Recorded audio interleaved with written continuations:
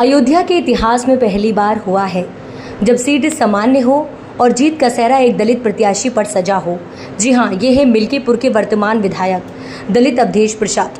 अखिलेश यादव ने सामान्य सीट पर एक दलित को टिकट देकर सभी को चौंका दिया था, लेकिन अखिलेश यादव का ये प्रयोग सफल रहा। यही नहीं, अयोध्या में राम मंदिर मुद्दा फेल हो गया।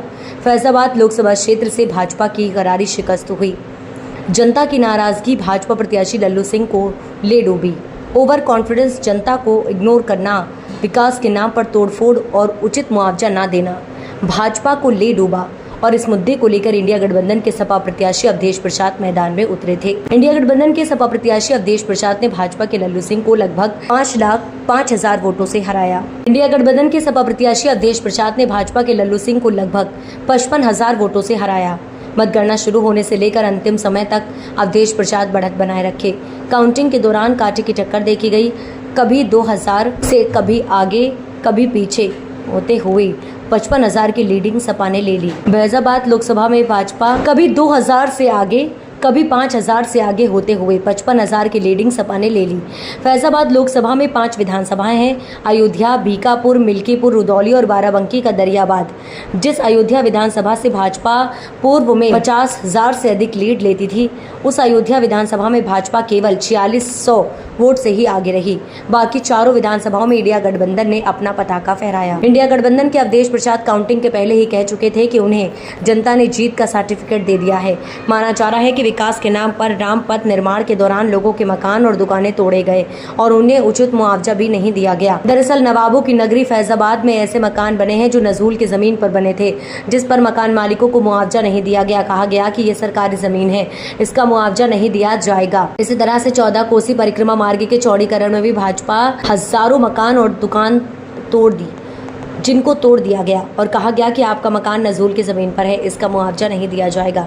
इसका खामियाजा भाजपा को भुगतना पड़ा और लल्लू सिंह को हार का सामना करना पड़ा। अयोध्या से मोहम्मद आलम की रिपोर्ट। हम तो बता दें, ये जीत का श्रेय जो है इस 54 लोकसभा फैजाबाद की देवतुल्य जनता को देना चाहता हूँ, जिन्होंने ये किया है। और उसके बाद हमारे राष्ट्रीय अध्यक्ष माननीय अखिलेश यादव जी को कि उन्होंने मुझे उम्मीदवार बनाया है और ऐसी सीट पे बनाया है जो सामान्य सीट है। जहाँ तक मेरी जानकारी है कि 77 साल की देश की आज़ादी के बाद इस तरह की सामान्य सीट पर कोई रिजर्व कैंडिडेट नहीं लड़ाया गया था। हमारे राष्ट्रीय अध्यक्ष ने किया है और उन्होंने जो तजवीज़ किया था उसकी सराहना पूरे देश में हुआ है, क्षेत्र में हुआ है कि उन्होंने अवधेश प्रसाद को उम्मीदवार बनाकर बहुत अच्छा काम किया है। तो पहली प्राथमिकता क्या होगी? सांसद होने के बाद आपके क्षेत्र के लिए क्या पहली प्राथमिकता होगी? किन किस तरह की प्राथमिकता है? ऐसा है कि जिस तरह से यहाँ के लोगों ने एक इतिहास बनाया है और यहाँ के लोग बड़े सौभाग्यशाली हैं और हम भी अपने सौभाग्यशाली मानते हैं कि एक इतिहास बनाया है। और भारतीय जनता पार्टी जो पूरे देश को अयोध्या के नाम पर गुमराह करती थी और चुनाव में तमाम तरह के वो किए थे, यहाँ तक कि राष्ट्रपति जी भी आई थी, हमें उनके बारे में कुछ नहीं कहना है, और भूतपूर्व राष्ट्रपति भी आए थे। कौन नहीं आया था भाई? और पूरे देश को लाने का काम किया था। पूरे देश के चाहे मिनिस्टर हों, राज्यपाल हैं, सबको ये चुनाव की तैयारी के लिए लाया गया था। लेकिन ये सब पोल खुल गई है। अब इनके जहाँ से पट्टी में कोई नहीं आएगा। और ये फैजाबाद और अयोध्या ये मर्यादा पुरुषोत्तम राम की धरती है। उनकी मर्यादाओं भी खंडित की गई थी, उनको मर्यादाओं को पूरा करेंगे और पूरे क्षेत्र का विकास करेंगे। मंत्री जी, हर जीत के बड़े मायने होते हैं, लेकिन अयोध्या की जीत के कितने बड़े मायने हैं और कितना बड़ा संदेश है? अब इसको अर्थ लगा लो आप, कितने मायने हैं ये तो आप खुद विद्वान हैं। कितना मायने हैं ये तो देश में सब मैसेज गया, विदेश के लोग भी आ रहे हैं, तो इसी से अर्थ लगा लो। ये भाई ये तो मामूली सीट नहीं है ना, ये अयोध्या की सीट है और अयोध्या पर ही भारतीय जनता पार्टी पूरी राजनीति करती थी। पूरी देश में जो राजनीति की थी अयोध्या के रूप में करती थी।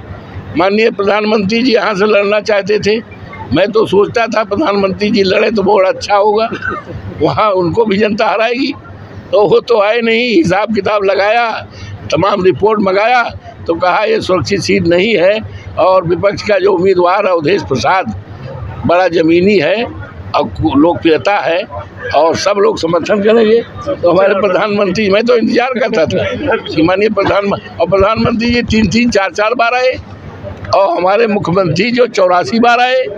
ये क्या था? सांसद जी, एक चीज़ और है कि आपके पास उत्तर प्रदेश का बहुत अच्छा अनुभव है, आप मंत्री भी रहे हैं, आप कई बार के विधायक भी रहे हैं, इस बार आप दिल्ली जा रहे हैं, तो ऐसे में अगर सरकार, क्योंकि जिस तरीके से आज राहुल जी ने कहा है सरकार बनने की बात भी आ रही है, सब कुछ बताया जा रहा है, बनेगी, तो ऐसी परिस्थिति में अयोध्या के विकास को लेकर, इसके पर्यटन विकास को लेकर भी कभी आपको ले चलेंगे, आपसे राय लेते चलेंगे कि क्या क्या किया जाए। मिल बैठ करके हम राय बात करके आप लोगों से भी राय लेंगे कि क्या क्या संभावनाएं हैं, किस तरह विकास किया जाए। घोषणा पत्र का एक खास बात है जातीय जनगणना, इसके लिए क्या प्रयास करेंगे? पूरी तरह से हमारी पार्टी समाजवादी पार्टी और हमारे नेता माननीय अखिलेश यादव जी पूरे देश में लगातार इस बात को कह रहे थे कि जातीय जनगणना जब तक नहीं होगी तब तक न्याय नहीं मिलेगा। तो जातीय जनगणना पर पूरी तरह से बल रहेगा और जातीय जनगणना हर हालत में कराई जाएगी। धन्यवाद।